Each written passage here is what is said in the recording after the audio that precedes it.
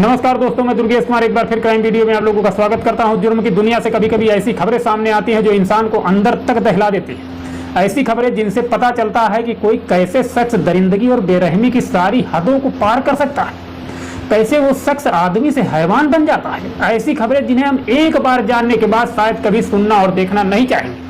ऐसी ही 3 खबरों ने पिछले वर्ष 24 घंटों में पूरे देश को हिलाकर रख दिया था। देश के अलग अलग राज्यों और शहरों से आने वाली इन खबरों ने जुर्म और हैवानियत की एक नई इबारत लिख डाली है। आइए आपको बताते हैं वो 3 वारदातें जिन्होंने श्रद्धा मर्डर केस और उस जैसे मामलों को भी पीछे छोड़ दिया। वारदात number 1, Saraswati murder case, Mumbai, Maharashtra.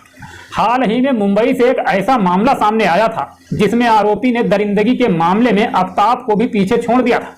इस वारदात में पहले लिव इन पार्टनर ने महिला की बेरहमी से हत्या की और फिर उसकी लाश के टुकड़े टुकड़े करके उन्हें प्रेशर कुकर में उबाल दिया। जी हां, इंसानी जिस्म के टुकड़ों को उस दरिंदे ने किचन में जाकर प्रेशर कुकर में डाला और गैस पर चढ़ा दिया। आरोपी की पहचान 56 साल के मनोज साने के रूप में हुई थी, जबकि उसका शिकार बनी महिला की शिनाख्त 32 साल की सरस्वती वैद्य के तौर पर हुई थी। ये दोनों आकाशगंगा सोसाइटी की बिल्डिंग में एक किराए के फ्लैट में 3 साल से साथ में रह रहे थे।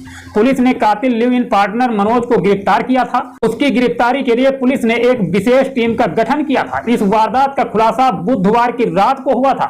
नया नगर पुलिस स्टेशन के इंस्पेक्टर ने बताया कि हत्या की एक खौफनाक वारदात आकाशगंगा सोसाइटी की 7वीं मंजिल के फ्लैट नंबर 704 में हुई थी। हालांकि इस हत्याकांड की तारीख का पता नहीं चला। मुंबई डीसीपी जयंत बजबाले ने बताया कि गीता आकाशगंगा सोसाइटी से सूचना मिली थी कि एक घर में बदबू आ रही है। सूचना मिलने के बाद पुलिस हरकत में आ गई और पुलिस ने मौके पर पहुंचकर उस फ्लैट का दरवाजा खोला तो उस कमरे में बहुत तेज दुर्गंध आ रही थी। पुलिस ने वहां से एक लाश के टुकड़े को बरामद किया। पुलिस ने उस बरामद किए टुकड़े को अपने कब्जे में लिया, छानबीन शुरू की। पुलिस जब फ्लैट की तलाशी ले रही थी तो किचन में रखे कुकर को देखकर पुलिस वालों के होश उड़ गए।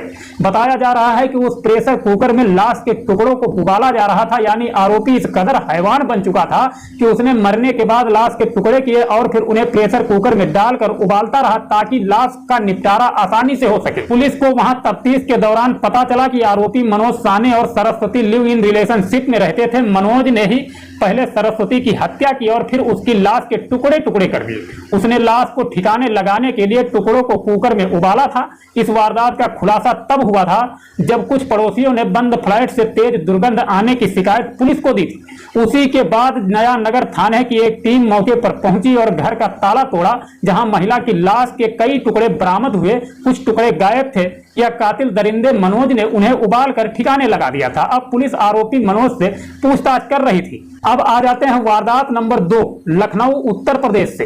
तहजीब और अदब के शहर लखनऊ में रेप और हत्या की एक वारदात ने पुलिस को भी हलकान में कर दिया, जहां एक शख्स दरिंदा बनकर एक नाबालिग लड़की पर टूट पड़ा।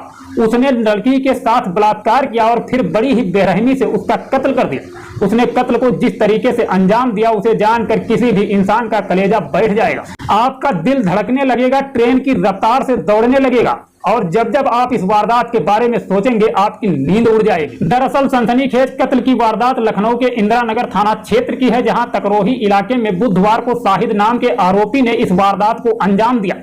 बताया जा रहा है कि पहले आरोपी मौका देखकर उस नाबालिग लड़की के घर में घुस गया और फिर जबरन उसके साथ रेप किया। जब उसके सिर से हवस का भूत उतरा तो उसे लगा कि अब वो पकड़ा जाएगा। इसी बात के डर से आरोपी ने पीड़ित लड़की के सिर में एक हथौड़ा दे मारा, जिससे उसकी मौत हो गई। इसके बाद शातिर आरोपी ने लड़की की लाश को कमरे में ही गले में फंदा डालकर लटका दिया, मानो जैसे लड़की ने खुदकुशी कर ली।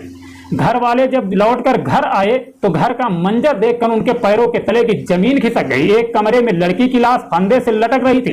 पीड़ित पिता ने फौरन इस घटना की जानकारी पुलिस को दी। घटना की जानकारी मिलते ही पुलिस की टीम मौके पर पहुंची। पुलिस ने वहां जाकर पहले लड़की की लाश को फंदे से उतारा और फिर पंचनामे की कार्रवाई के बाद उसे पोस्टमार्टम के लिए भेज दिया। अब पीड़ित के पिता ने इस मामले में पुलिस को शिकायत देते हुए रेप और हत्या करने के इल्जाम शाहिद के नाम पर रख दिए। पिता की शिकायत पर पुलिस ने मामला दर्ज कर लिया। अब आरोपी की तलाश की जा रही थी। अब आ जाते हैं वारदात नंबर 3, बेंगलोर, कर्नाटक। बेंगलोर में दिल्ली के टेक एक्सपर्ट ने अपनी गर्लफ्रेंड का कत्ल कर दिया। मृतका आकांक्षा शहर के गोदावरी खानी इलाके के रहने वाली थी। वो एक सॉफ्टवेयर इंजीनियर थी। हैदराबाद में एक सॉफ्टवेयर कंपनी में काम करने के दौरान उसकी मुलाकात अर्पित नाम के शख्स से हुई थी और उसे प्यार हो गया। अब बाद में आकांक्षा का ट्रांसफर बेंगलोर हो गया। कहा जाता है कि अर्पित वीकेंड पर बेंगलोर जाता था और आकांक्षा के घर पर ही रुकता था। सिटी पुलिस के मुताबिक राजस्थानी कारोबारी ज्ञानेश्वर गोदावरी खाने इलाके में रहते हैं। उनकी 3 बेटियां और 1 बेटा है। उनकी सबसे बड़ी बेटी आकांक्षा बेंगलोर के एक सॉफ्टवेयर कंपनी में काम करती थी। फिलहाल वो जीवन भीमन नगर पुलिस स्टेशन के अंतर्गत कोडीहल्ली में रहती थी। हर बार की तरह अर्पित उसके पास आया हुआ था। इसी दौरान ये वारदात हुई। पुलिस के अनुसार अर्पित ने पहले आकांक्षा की गला दबाकर हत्या की और फिर उसे फंदे पर लटकाकर वहां से फरार हो गया। हालांकि मंगलवार को उन दोनों के बीच कोई लड़ाई झगड़ा भी नहीं हुआ। आकांक्षा के दोस्तों ने पुलिस को बताया कि जब वे आकांक्षा के कमरे पर पहुंचे तो वो बेहोशी की हालत में वहां पड़ी थी।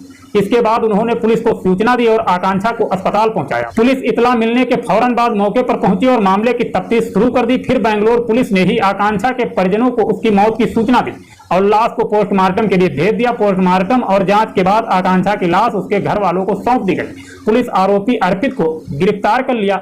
आरोपी से पूछताछ करके उसे जेल भेज दिया गया। अब इस घटना से हम लेना चाहेंगे इजाजत। मिलेंगे नेक्स्ट वीडियो में, तब तक अपना ख्याल रखना, अपने परिवार का ख्याल रखना। जय हिंद, जय भारत।